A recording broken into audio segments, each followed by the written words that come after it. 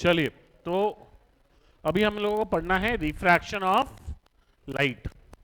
तो what is refraction of light?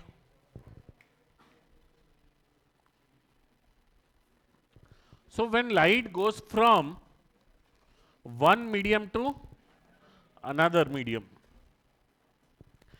it bends. So this bending of light at the boundary of two mediums is called refraction. ये angle जो है ये angle R है, ये जो एंगल है ये एंगल I है। अब यहां पे क्या हो रहा है, लाइट ऐसे जा रही थी, ये स्ट्रेट जाने के बदले इधर बेंड हुई है, इस तरफ मतलब किस तरफ बेंड हुई है? Towards the normal. तो टुवर्ड्स द नॉर्मल कब होता है? जब ये जो मीडियम है ये रेयर मीडियम है और ये जो मीडियम है ये डेंसर मीडियम है।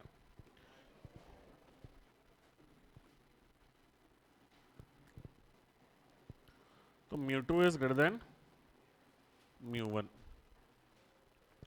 और वहीं पे अगर मान लीजिए हमारी रे ऑफ लाइट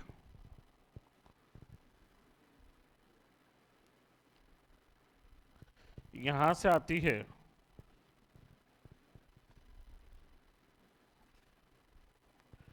और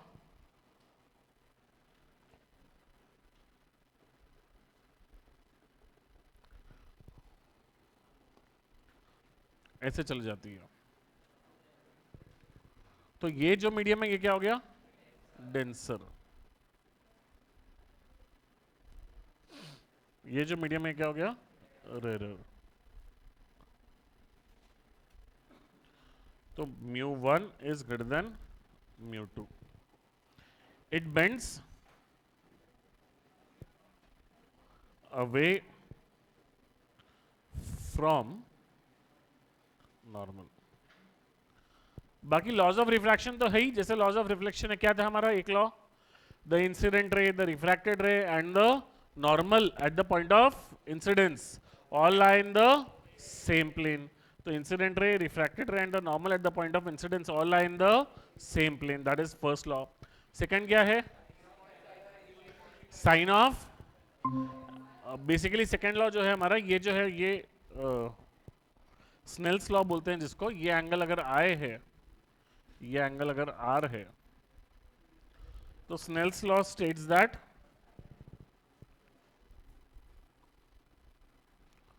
for any pair of two mediums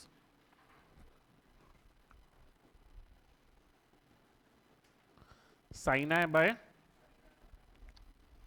sin R is equals to constant।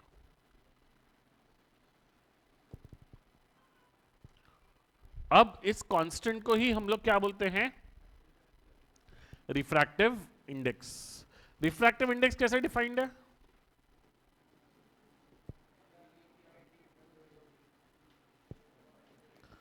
Refractive index mu.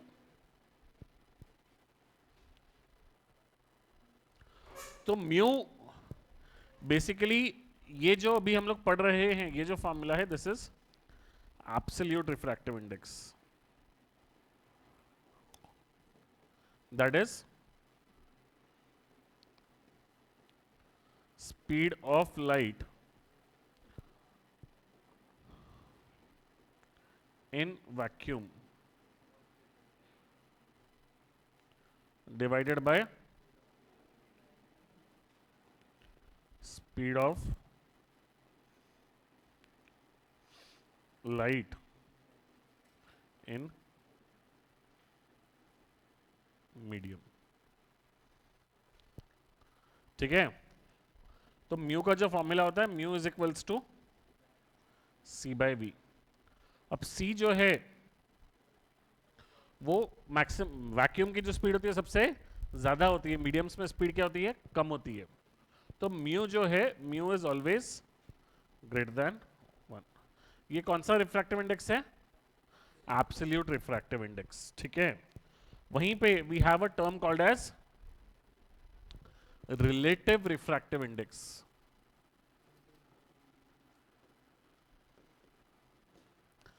तो वो क्या है? रिफ्रैक्टिव इंडेक्स, जैसे μ2 1 लिखा है,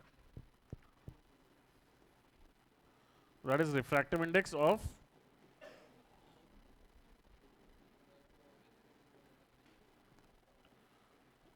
रात तक की चलेगी refractive index of medium 2 with respect to medium 1 that is relative refractive index जिसको जैसे हमने बोला लिखा जाता है mu 2 1 which is equals to mu 2 upon mu 1 जिसको अगर आप लिखेंगे तो ये लिख सकते हैं आप c by v2 upon c by v1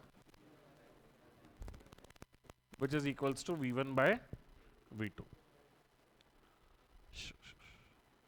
this is equals to v1 by v2 clear है अरे बोलो तो mu2 1 is equals to v1 by v2 that is refractive index of medium 2 with respect to medium 1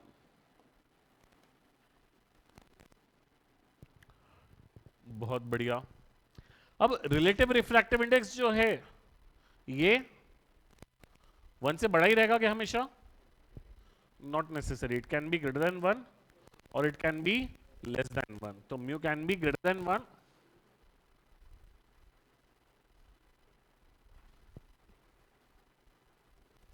or it can be less equals to 1 भी greater than less than equal to 1 कुछ भी हो सकता है उसकी कंडीशंस इसको जरूरी नहीं है कि mu रिलेटिव भी जो है वो 1 से बड़ा ही होना चाहिए ठीक है अब जैसे स्नेल्स लॉ तो हम लोग पढ़ते हैं कि refractive index of medium 2 with respect to medium 1 but ये मीडियम 2 मीडियम 1 थोड़ा सा टीडियस हो जाता है करने के लिए तो the best way to do this is कि ये अगर इंसिडेंट रे है ये नॉर्मल है ये मेरी रिफ्रैक्टिव रे है ये आर है ये आई है यहाँ का रिफ्रैक्टिव इंडेक्स mu1 है यहाँ का रिफ्रैक्टिव इंडेक्स mu2 है तो जो मेरा स्नेल्स लॉ बोलता है मेरा स्नेल्स लॉ क्या बोलता है बताया क्या एक सेकेंड आउट ऑफ फोकस तो स्नेल्स लॉ क्या बोलता है बेसिकली नीचे के मीडियम का रिफ्रैक्टिव इंडेक्स सॉरी हाँ एक मीडियम का refractive index mu1 into sine उस मीडियम का एंगल ऑफ इंसिडेंस का साइन उस मीडियम का एंगल का साइन तो mu1 में कौन सा एंगल है आई तो mu1 into sine i is equals to mu2 into mu2 में कौन सा एंगल है are mu2 into sine are तो अगर इसमें sine i by sine r किसी ने पूछ लिया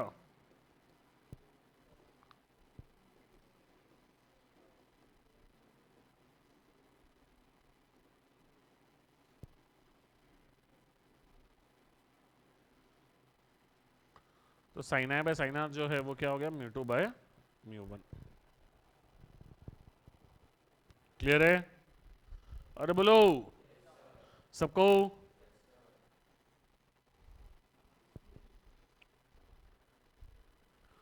बहुत बढ़िया अब इसके आगे अगर हम लोग बढ़े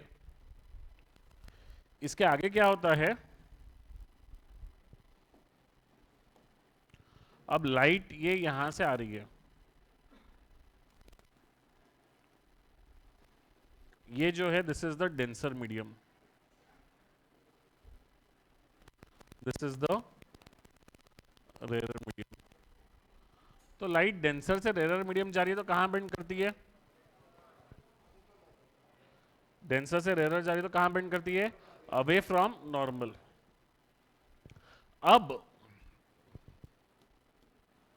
ये लाइट यहां से आई ये ऐसे चली गई कल अगर मैंने एक दूसरी रे बनाई जिसका एंगल ऑफ इंसिडेंस और ज्यादा है वो क्या करेगी और बेंड करेगी एक कोई ना कोई एंगल आएगा जहां पे जो इंसिडेंट रे है वो ऐसे इंसिडेंट है ताकि आर जो है वो 90 डिग्री हो जाए तो the angle of incidence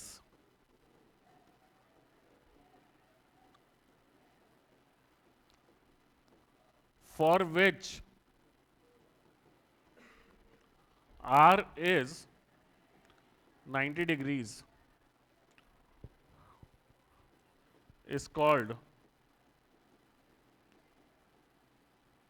critical angle. The angle of incidence for which R is 90 degrees is called as critical angle. तो ये जो एंगल है, ये एंगल क्या है? Critical angle. इसके लिए एंगल ऑफ रिफ्रैक्शन कितना है? 90 डिग्रीज.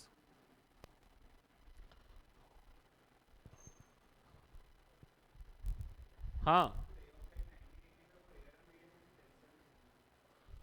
वो it is along the boundary. हाँ, वो हम लोग ऊपर केस में लेंगे, बाहर निकल चुकी है लाइट. तो एंगल जो है सी पे लाइट इंसिडेंट है, तो उसको हम लोग आर क्या बोलते हैं? 90 डिग्रीज. इसके लिए अगर मैं मैथमेटिकली लिखूं तो मैं लिख सकता हूं क्या? Mu denser into sine c is equals to mu rarer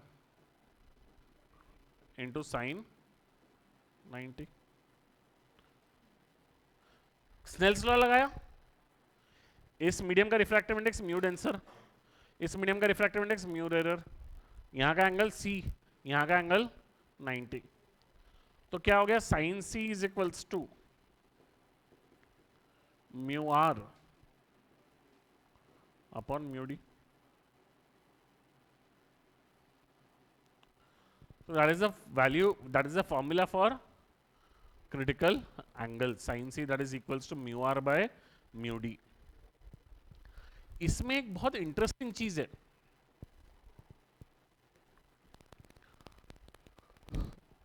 ये एंगल ऑफ इंसिडेंस के लिए R 90 हो गया.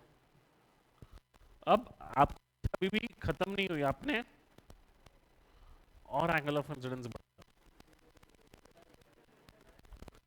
तो वहां पे रिफ्रैक्शन होगा ही नहीं.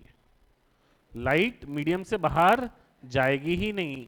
It will come back into the same medium. It will undergo total internal reflection. एक और चीज इसमें, क्रिटिकल एंगल डिफाइंड कब है? जब लाइट डेंसर से रेरर मीडियम जा रही है, तभी क्रिटिकल एंगल का कंसेप्ट डिफाइंड है. क्योंकि अगर रेरर से डेंसर जाती तो कहां कितना भी एंगल बढ़ा के 90 भी कर लूंगा, एंगल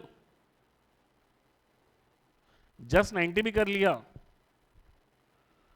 तो लाइट क्या कहां बेंड कर रही है? Towards the normal. तो उसका आर क्या हो जाएगा? 90 से कम ही आएगा. तो इसके लिए ये कब वैलिड है? जब लाइट डेंसर से रेरर जा रही है, तभी क्रिटिकल एंगल डिफाइंड है. अगर लाइट डेंसर से रेरर नहीं जा रही, रेरर से डेंसर जा रही है, तो आपको क्रिटिकल एंगल डिफाइंड ही नहीं है. अब अगर I जो है angle of incidence, that is greater then the critical angle,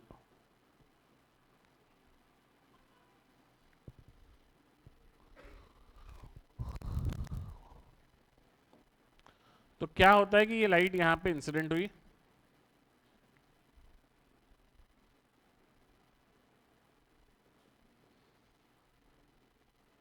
ये लेट्स से क्रिटिकल एंगल है.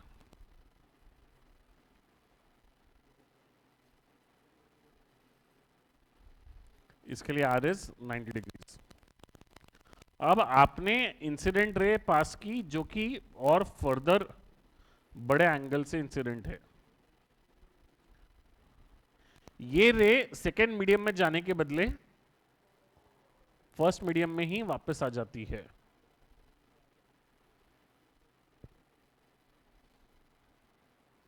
So this ray undergoes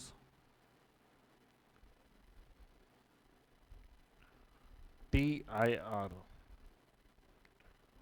total internal reflection.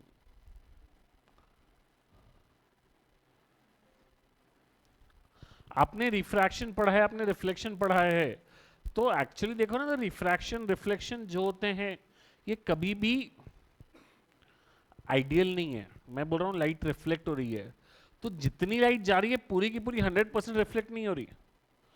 कुछ रिफ्लेक्ट हो रही है, कुछ एब्जॉर्ब हो रही है, ट्रांसमिट हो रही है, रिफ्रैक्ट हो रही है। जब मैं बोल रहा हूँ रिफ्रैक्शन हो रहा है, तब भी लाइट जब क्रिटिकल एंगल से कम है एंगल, तो जब रिफ्रैक्शन हो रहा है तब भी 100% रिफ्रैक्शन नहीं हो रहा। कुछ लाइट तभी भी क्या कर रही है, रिफ्लेक्ट भी हो रही है। Every time reflection is accompanied with refraction and refraction is accompanied with reflection. But TIR is that case where there is no refraction, there is 100% reflection, there is no loss of energy, no transmission of energy, 100% light of 100% of energy gets reflected, no energy passes. This is TIR, total internal reflection. Total जो है वो इसीलिए है कि इसमें 100% light, total light, complete energy reflect हो रही है। क्या हुआ, बोल बोल। अब यही फिनोमेनन क्या किया जाता है, आप लोगों ने देखा होगा, तो अभी पिछले कुछ सालों में आपके इंटरनेट की स्पीड्स, डेटा स्पीड्स काफी बढ़ गई है।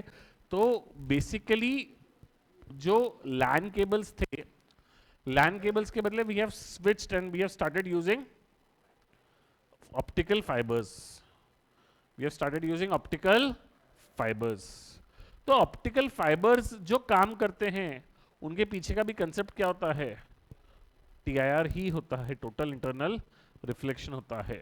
क्या होता है, एक इलेक्ट्रोमैग्नेटिक वेव को इंसिडेंट किया जाता है, ये जो इंसिडेंट रे है इसका एंगल क्रिटिकल एंगल से बड़ा होता है, तो ये लाइट यहां से रिफ्लेक्ट कर जाती है। ये denser to rare medium boundary है, ये जो वायर बना रहता है इसके यहाँ पे रेयर मीडियम रहता है, और ये जो नीचे वाला मीडियम है ये डेंसर मीडियम रहता है, इतना थिकनेस है, ठीक है। ऐसा ट्रांसपेरेंट मीडियम है जो लाइट को पास करने दे रहा है। तो ये जो एंगल है, ये कुछ तो भी एंगल थीटा होगा, तो ये भी एंगल क्या होगा, थीटा। अब ये एंगल भी क्या हो जाएगा, थीटा। फिर से ये क्या हो गया, थीटा। तो ये जो कंटिन्यूअस एंगल्स है, ये एंगल्स क्या होते हैं, सेम रहते हैं, और हर बार 100% लाइट रिफ्लेक्ट होती है, तो एनर्जी लॉस नहीं होता है। इसलिए ऑप्टिकल फाइबर्स में आपको स्पीड्स बढ़ जाती है बेसिकली। डेंसर मीडियम, जैसे फॉर एग्जांपल, जस्ट एक बार के लिए इसको पानी से भर दे पूरे पाइप को, तो पानी से पाइप को भर दिया तो लाइट पानी में से जा रही है रे, तो पानी क्या हो गया तेरा, आजू बाजू के मीडियम के हिसाब से डेंसर, एज्यूमिंग आजू बाजू का मीडियम जो है उसकी डेंसिटी एयर है, कुछ और भी मीडियम रहेगा। तो बेसिकली दो मटेरियल ऐसे लेते हैं कि जिससे, यानी ये जो अंदर वाला मटेरियल ऐसा लेते हैं जिससे लाइट पास कर सके, और फिर दोनों के रिफ्रैक्टिव इंडेक्स दिखा दे। ऑब्वियसली बहुत सारे अलग अलग फैक्टर्स है, वायर बना रहे तो ड्यूरेबल रहना चाहिए, गर्मी ठंडी में काम होना चाहिए, थोड़ा बेंड होना चाहिए, ये होना चाहिए, सस्ता होना चाहिए।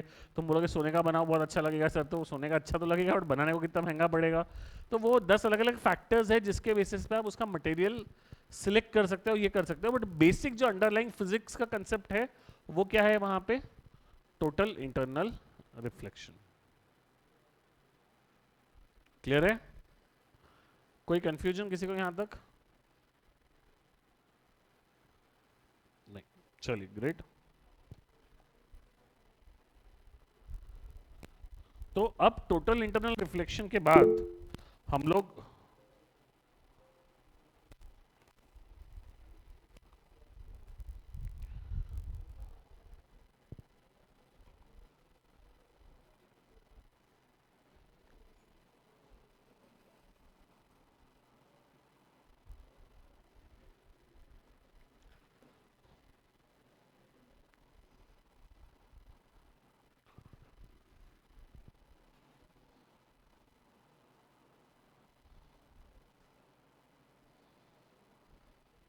कर दिया बोलना,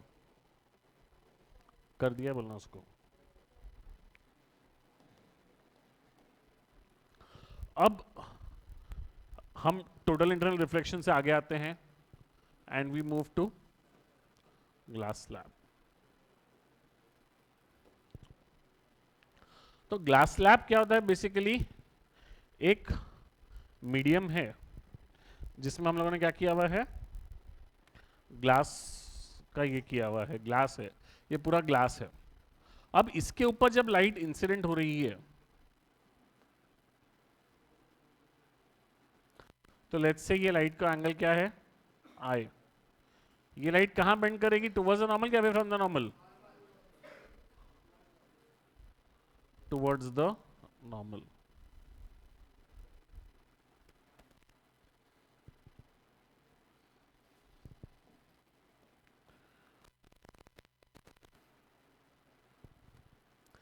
ये जो एंगल है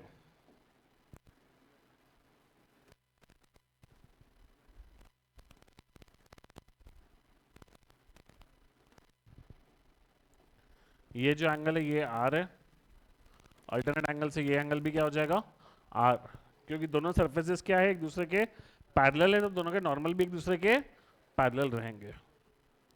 और ये जो एंगल निकल रहा है बाहर, ये एंगल जो होगा, ये एंगल होगा e, that is angle of emergence. अगर इसका रिफ्रैक्टिव इंडेक्स म्यू है तो मेरी इक्वेशन क्या बनती है, बताया गया 1 into sine i is equals to mu into sine r. Snell's law लगाया कहां पे, फर्स्ट सरफेस पे। यहां का रिफ्रैक्टिव इंडेक्स क्या है, 1 into sine i is equals to mu into sine r. Second surface पर स्नेल्स लॉ लगाएंगे,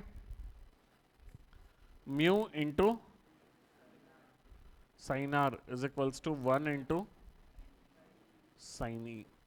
अब म्यू इंटू साइन आर क्या हो गया, 1 into sine i is equals to 1 into sine e. तो sine i is equals to sine e, i equals to e. तो the angle of incidence is equal to the angle of emergence। Clear है क्या? हो जाए shift, ma'am ने बोल दिया तो हो जाए, इतना क्या इंतजार कर रहा है। तो angle of incidence is equals to the angle of emergence. Clear है क्या? अरे हाँ ना बोलो। तो जो इंसिडेंट रे है और जो इमर्जेंट रे है दोनों क्या होती है, एक दूसरे के पैरेलल होती है। अब इसी में एक और चीज आती है, ये हमने पढ़ा नहीं है, मैं कैसा क्यों लग रहा है कि मैंने पढ़ाया है करके, 12th में पढ़ाया होगा फिर। तो there is another formula for a term called as, there is a formula for another term called as lateral shift। तो what is lateral shift?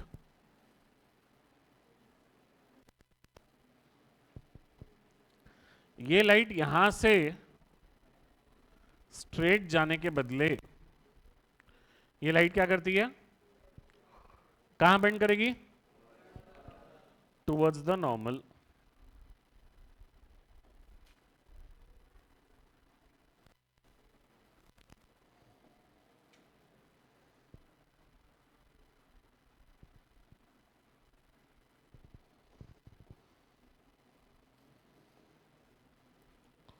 और ये लाइट कहां पे जाती है, ऐसे। तो क्या हुआ पता है क्या, ये जो लाइट रे ओरिजिनली जा रही थी, ये लाइट भी शिफ्ट हुई है, तो ये जो परपेंडिकुलर डिस्टेंस है, this distance is called as lateral shift। this is called as lateral shift।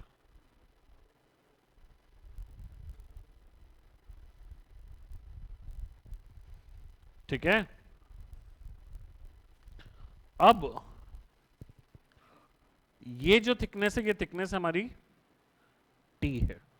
Glass slab की थिकनेस हमने क्या बोली है, टी है।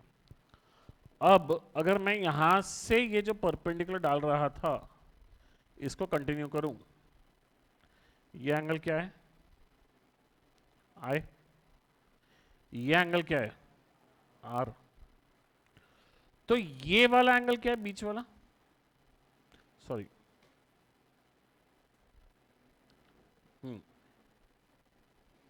ये आए है, तो ये पूरा एंगल कितना है, आए, ठीक है।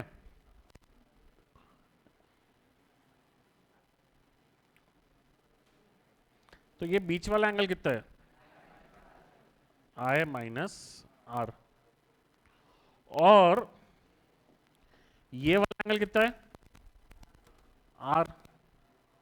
ये ब्लू लाइन की लेंथ कितनी है, टी, बराबर है।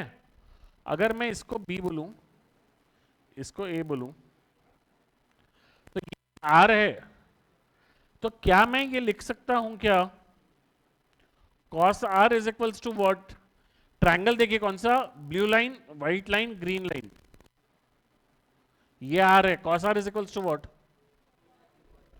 adjacent which is t upon hypotenuse is ab, ab is equals to t by cos r which is t sec r। तो ab यानी ये वाली लेंथ, ये लेंथ कितनी हो गई, t sec r।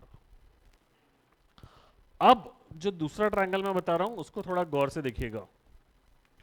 दूसरा ट्रायंगल कौन सा है पता है, ये वाला,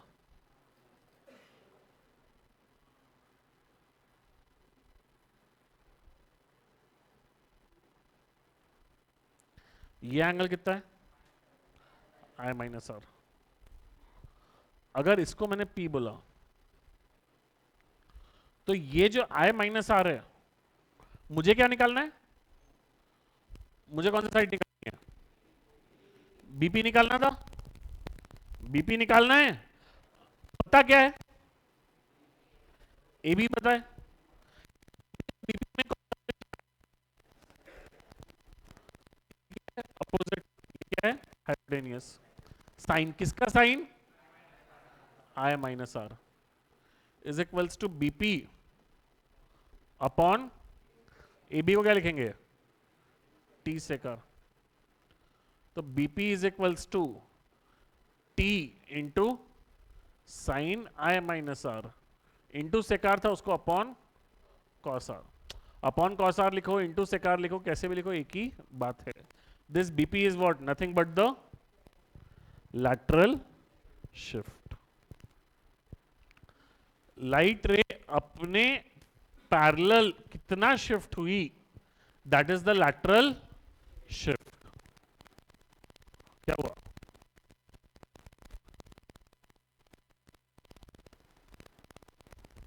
क्या बोलते खत्री जी, बोलिए क्या कंफ्यूजन है।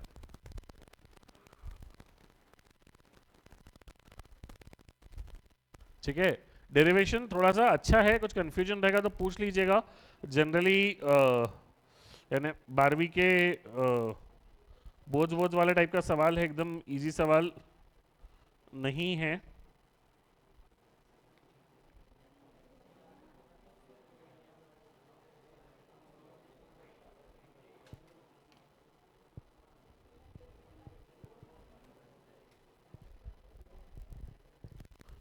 बोलो रे, हाँ बोलिए sir.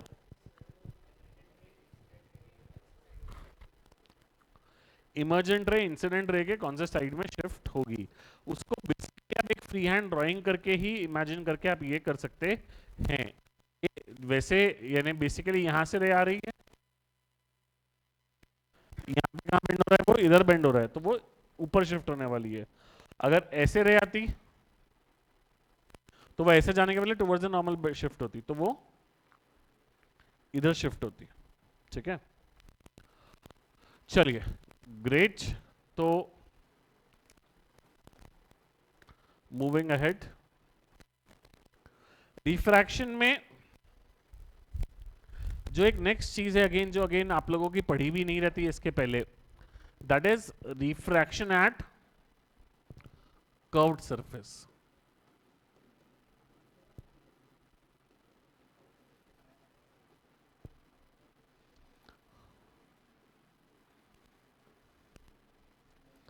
So Do you know what do you mean by refraction at curved surface?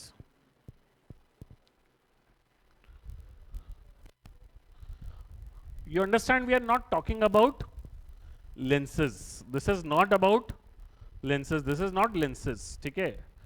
Lens में भी ये एप्लीकेबल है, बट लेंस में क्या होता है, एक सरफेस रहता है क्या, दो सरफेसेस है. अभी हम बात कर रहे हैं सिंगल सरफेस पे. जैसे अभी आपने थोड़ी देर पहले किया, ग्लास स्लैब से लाइट पास की, तो ग्लास स्लैब का एक सरफेस पे लाइट जा रही थी, तो वो कैसा सरफेस था, रिफ्रैक्शन था. बट वो कर्व्ड सरफेस पे था क्या, प्लेन सरफेस पे था. कर्व्ड सरफेस के लिए क्या हो जाता है बेसिकली, तो हमको हमारे कार्टेशियन कन्वेंशन ये सब पुराना पूरा ज्ञान वापस लेना पड़ता है. बस इसमें क्या हो गया कि ये जो मीडियम है, लेट्स से यहाँ पे ये जो मीडियम बनाया हमने, ये म्यू2 रिफ्रैक्टिव इंडेक्स का बनाया, ये म्यू1 रिफ्रैक्टिव इंडेक्स का है, इसका रेडियस ऑफ कर्वेचर r है, वही मेरा पोल है. तो वो सारा फंडा तो वही है. मैंने यहां मेरे ऑब्जेक्ट को रखा है, वो ऑब्जेक्ट की कहीं तो भी इमेज बनने वाली है. कैसी बनने वाली है अभी मैं वो नहीं बात कर रहा हूं, कहां बनने वाली है अभी सिर्फ उतनी चर्चा करेंगे. उसका फॉर्मूला है, तो उसका जो फॉर्मूला है कि इमेज कहां बनेगी when refraction takes place at curved surface, तो where is the image formed. तो उसके लिए जो हमारा फॉर्मूला है, that is mu two by v minus mu one by u is equals to mu two minus mu one by r.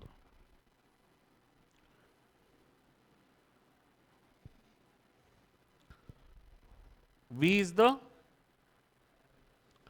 image distance, u is the object distance, r is the radius of the curved surface, mu1 is refractive index किसका, जहां से light शुरू होती है. Light जहां से शुरू हो रही है, लाइट जहां से आ रही है, उसका रिफ्रैक्टिव इंडेक्स म्यू1, और लाइट जहां जा रही है उसका रिफ्रैक्टिव इंडेक्स म्यू2.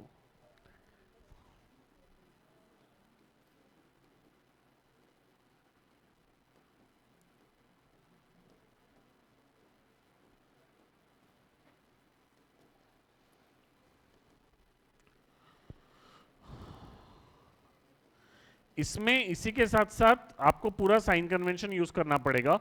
जैसे अगर सिर्फ ये बाजू वाले डायग्राम के लिए बात करूं तो यू क्या रहेगा, नेगेटिव की पॉजिटिव. ये वाला डायग्राम में यू नेगेटिव की पॉजिटिव. अरे बेशरमो, रिफ्लेक्शन पढ़ा था ना, कार्टेशियन साइन कन्वेंशन. क्या था कार्टेशियन साइन कन्वेंशन, उठा के फेंक दूंगा बाहर. लेफ्ट इज नेगेटिव पॉजिटिव किसी ने बोला ना, तो उठा के बाहर फेंक दूंगा मैं. लिखाया था मैंने कि 10वीं में फर्जीवाड़ा होता है, वो नहीं करना है हमको, बताया था रिफ्लेक्शन के समय पे. हाँ, क्या बोलते हैं, हेलो, गुड मॉर्निंग. हाँ, direction of incident light is taken as positive. All the distances are measured from the pole. Distances measured opposite to the direction of incident light are negative. तो अब बताइए ऑब्जेक्ट डिस्टेंस नेगेटिव की positive, negative. समझ रहा है ना, यहां से वहां तक है ऑब्जेक्ट डिस्टेंस, तो वो क्या है, negative. Radius of curvature,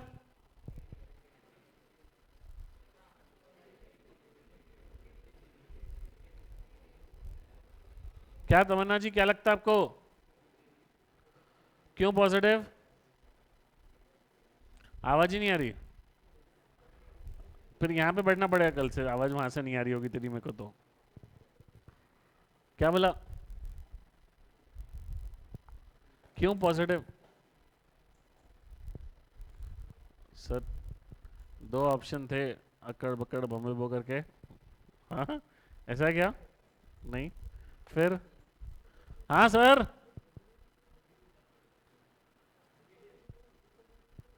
negative. क्यों नेगेटिव, बेसिकली सेंटर कहाँ है, राइट में कि लेफ्ट में? लेफ्ट में। डिस्टेंसेस कहाँ से गिनते हैं? पोल से। यहां से वहां गिन रहे हैं तो रेडियस क्या आएगा? निगेटिव। तो रेडियस ऑफ कर्वेचर इसका क्या है? निगेटिव। तो mu two by v minus mu one by u equals to mu two minus mu one by r. This is the formula for refraction at curved surface. Clear है? चलिए note कीजिए इसको।